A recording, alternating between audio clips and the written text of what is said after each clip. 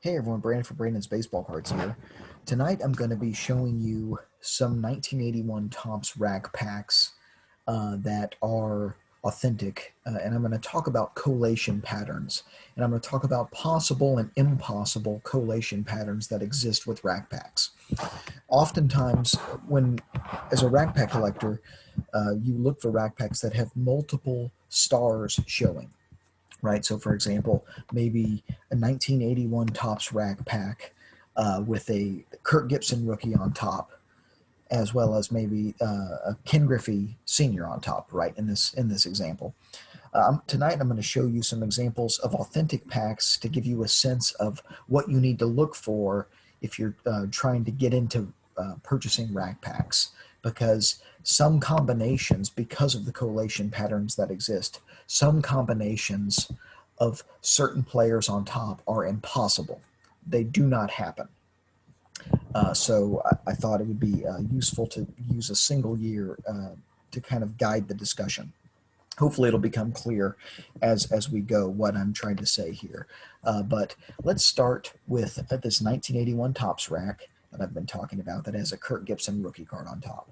This is actually a pack that I recently purchased off of eBay. With 1981 Topps, the collation is very consistent in regards to which key cards are in a specific cell. In regards to 81 Topps, the Kirk Gibson rookie, if it's an authentic 48 card rack pack, such as this, the Kirk Gibson will always be in the cell furthest from the header. This is the header. The Kirk Gibson, if it's an authentic pack with him on top, it should be in the cell furthest from the header. Okay, so that's important because if you look at this rack pack, there's a 1981. This is a 1981 Topps with a Rickey Henderson on top.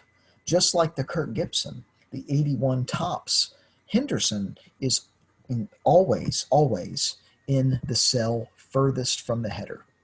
Okay, so what does this mean? Well, using logic, we can deduce that any rack pack that you see on eBay, if you ever see a rack pack that has a Rickey Henderson on top and a Kirk Gibson on top, it's a fake rack pack, because that means that one of the two cards are not in the cell they should be in. You can't have both cards on top because they both appear only in the same cell, the one furthest from the header. So if you ever see a Kirk Gibson, Rickey Henderson dual 81 Topps rack, it's not real, it's fake. So learning the collation is a very, very powerful tool to avoid getting taken advantage of when you're getting into the rack pack collecting game. So that's the first example I wanted to talk about. The next example, this is a 1981 Topps with a Tim Raines rookie on top. Just like the Gibson and the Henderson, the Raines only appears in a certain cell in 81 Topps. And specifically, it will always be in the middle cell. So it's not closest to the header. It's not furthest from the header. It's in the middle cell. In any authentic 81 rack with Tim Raines on top will be in this middle cell. Okay, so that's very, very important because there are other key cards that only appear in the middle cell, and one of these is the 81 Topps Nolan Ryan. The 81 Topps Nolan Ryan only appears in the middle cell. So again, not at the top, not closest to the header, not furthest from the header. Sorry, there we go. Not furthest from the header, but in the middle. And so, again, using logic, this means that we cannot have a authentic 81 Topps rack that has a Tim Raines on top and a Nolan Ryan on top. It's impossible. If either one is going to be on top, they're going to be in this middle cell. You obviously can't have two cards on top in the middle cell. You have a fake rack pack if there's a Nolan Ryan on top and a Tim Raines on top. Okay, so some combinations are just impossible. They just don't occur because of the collation and how certain cards are only in certain cells. So one rule of thumb, another thing to try to look out for when you're getting into the rack pack game, is look at a lot of examples. It's a really good way to learn collation. And there's some really great resources on some of the collector forums that discuss which cards appear in which cells. And again, some years have really, really crazy collation. 83 tops, for example. 84 tops also has really, really unusual patterns where cards appear in cells sometimes very inconsistently. But in 1981 and in many years of Topps product, the collation was very, very consistent. And it's a really, really quick way to determine if a pack is fake or not.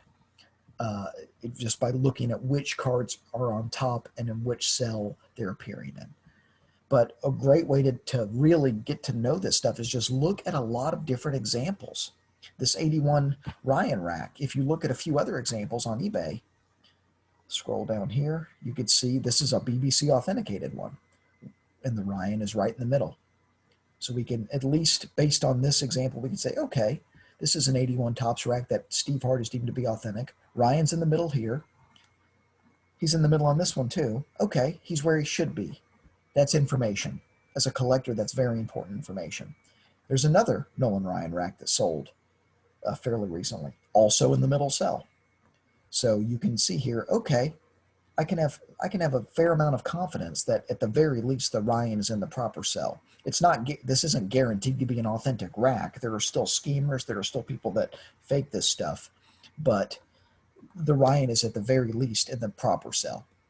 So hopefully you found this to be an informative video.